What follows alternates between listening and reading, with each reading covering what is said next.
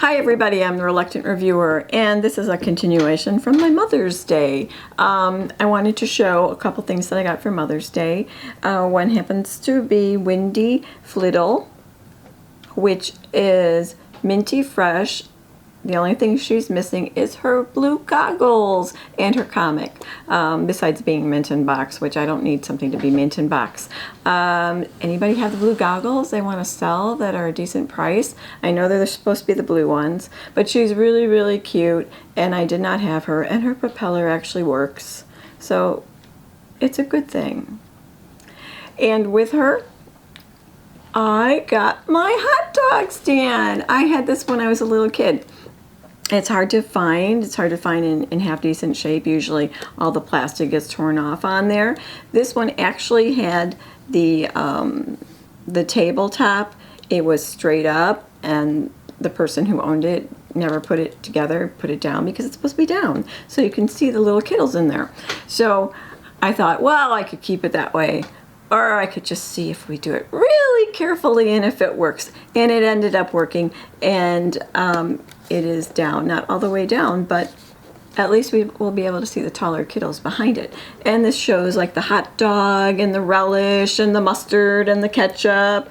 And this was always the coolest thing I ever thought that they had. And I remember exactly when my mom bought it for me at Kmart.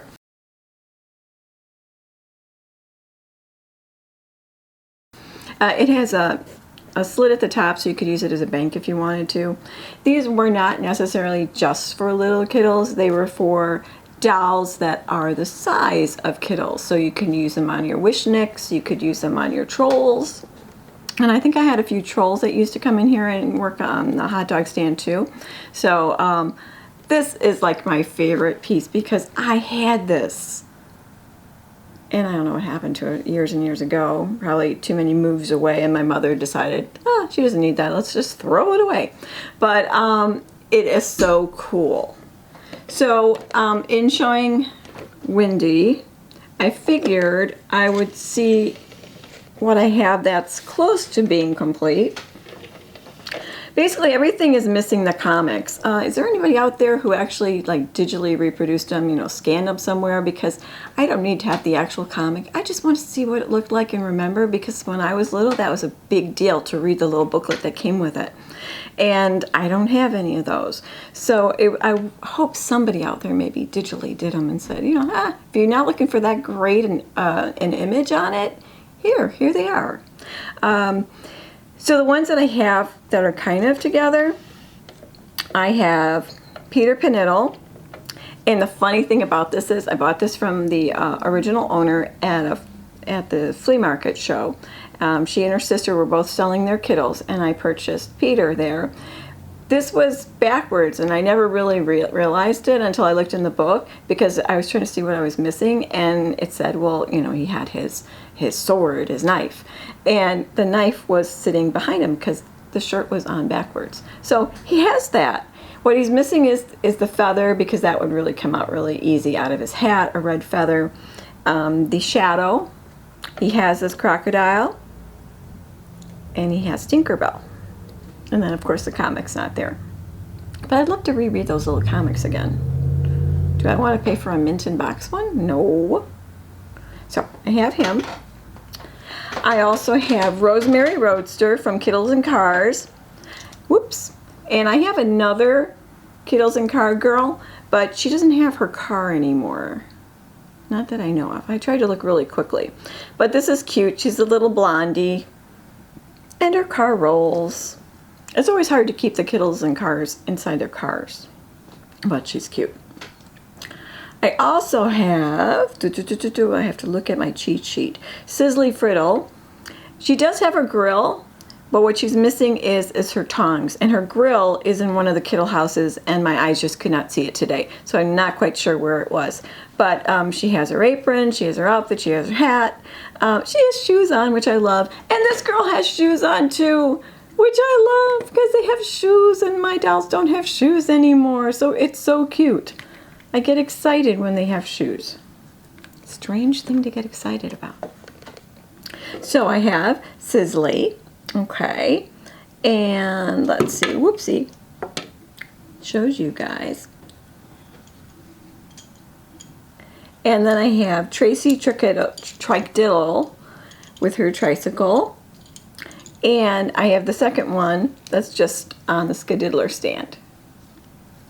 It seems to me whenever I'm looking for Kittles, this one is everywhere.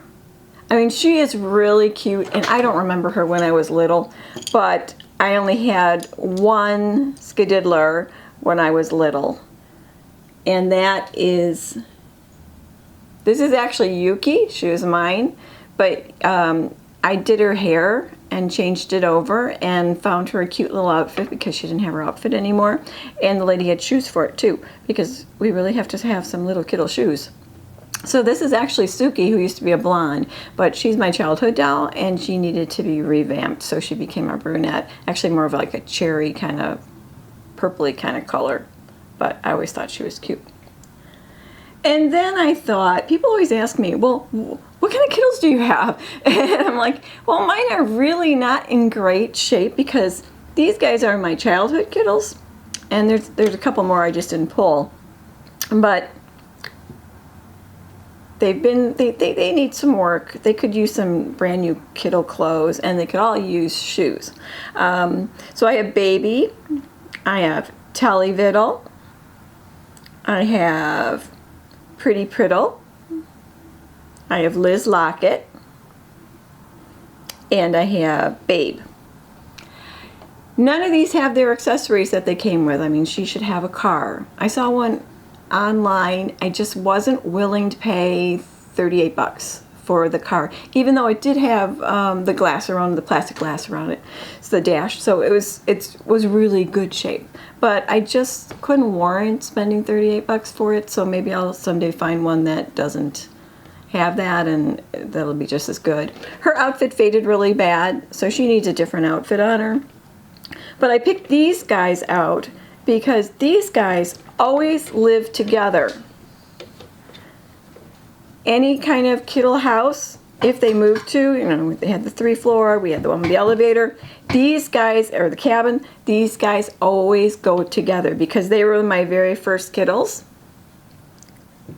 And I only have I have a couple Locket ones, but I don't have any of their Lockets anymore. I don't have any of their cologne bottles anymore, which I'd really like to get because I thought those were the coolest props to put your doll in.